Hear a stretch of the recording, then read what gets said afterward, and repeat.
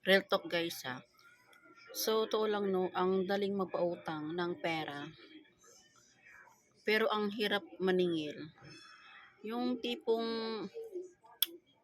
alam mo yung ano, yung kunyari, lalapitan ka ng isang tao, kaibigan mo, kakilala mo, bahay mo, kamag-anak mo, ang bilis mong magbigay agad kasi meron ka, at the same time, isa din yan sa pagkitaan mo. Pero, alam mo yun, ang hirap maningil, ang hirap singilin yung sarili mong pera. Yung bang alam mo naman sa sarili mo na sarili mo yung pera pero parang nahihiya ka maningil doon sa tao, lalo na pag alam mo yung paulit-ulit ka na lang na tinatanggihan na walang pambayad, maraming alibay, yung tipong na alam mong gagamitin mo na yung pera mo kasi emergency, tulad ko emergency, nagamit ko yung pera ko kasi na nagpa-anti-rabies nga ako.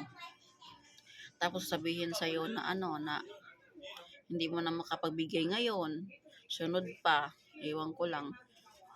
Ang hirap guys, no? Ang hirap. Parang maisip mo siguro, ay, ayoko na.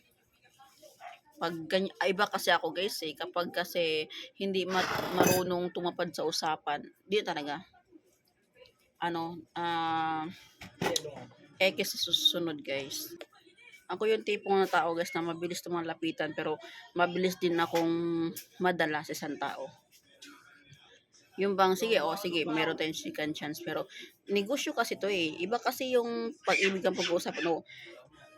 Ang pag-uusapan ay ibang bagay. Negosyo kasi to eh. Pag negosyo dapat guys, syempre ano tayo dyan, strict tayo dyan.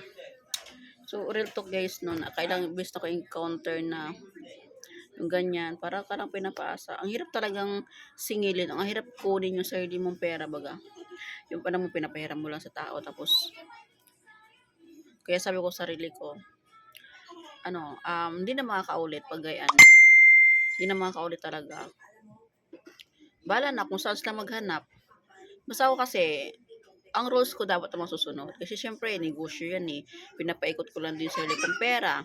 At kailangan ko na din yung mga, ano, yung bayad, ganun. Daw na pag napag-usapan nyo na ganun ka magbayad, ganun.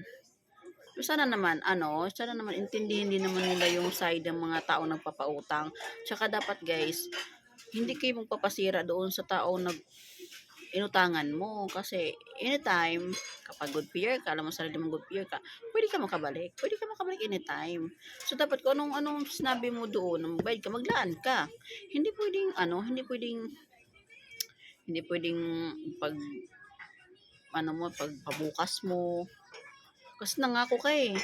'Di ba nangako ka? Iba yung nangako, iba yung nangako kasi hindi nangako eh. So wag ka na lang mangako ha. Kung di mo pala kayang magbayad that time na sinabi mo sa taong inutangan mo. Oo, kasi nadadala din kasi yung tao kasi syempre business din yan. Maraming taong gustong umutang pero ikaw ang mas inuna ng tao nga, ikaw ang pinagbigyan, yung iba hindi. Tapos yan lang pala ang gagawin mo, ang gagawin nila. Magandang business ang pautang guys, with stress na nakaka-stress daw na pag magkaroon ka ng utangers na maraming kwento sa buhay, maraming alibay sa buhay. Diba? Kaya yung mga nangutang sa akin na wala isang salita, hindi ko na utang sa susunod. Nantay ko na lang nga magbayad sila. Basta meron akong agreement na pinaghawakan. Importante yan guys, na kung magpapautang kayo, meron dapat kayong agreement. Kasi in case na magkinaloko-loko, so meron kang habol doon sa taong yun, may agreement ka doon. Or pwede mo siyang ireklamo sa barangay, pwede mo siyang ipapulis, pwede mo siyang ipakulong, kasuhan, ganon. Ganon ang ganon ang nakagandahan sa may agreement. Guys, kahit matagal niya magbayad, kung ano usapan niya, magmanti siya na interest, so dapat obligasyon niya yun. Tapos, wala siyang takasan kasi meron kayong agreement. Pero kung wala kayong agreement, guys, naku, asahan mo, tatakasan ka talaga niyan. So, ngayon, kailangan ko ng pera bukas kasi kailangan ko ng may bayaran ako bukas, tapos walang nagbayad guys, so, sakit sa ulo, alam mo namang wala akong trabaho.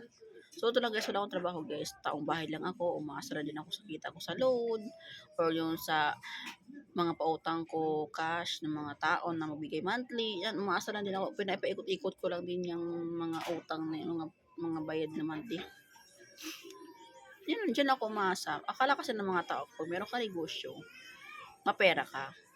Palibhasa kasi sa mga tao kasi, ang tinitingnan kasi nila guys, yung result na lang. Hindi na nakita yung process, yung proseso mo kung paano ka nagsimula, paano mo ginapang, paano ka nagutuman, paano ka na-stress. Palibhasa nakikita ka ng okay na okay, kaya akala nila na kahit um, um, nakabenta ka lang ng konti as isipin nila na mapera to, nag-post ka lang na may pera ka, nag-post ka lang na bumenta ka, isipin nila mayaman to, ganon.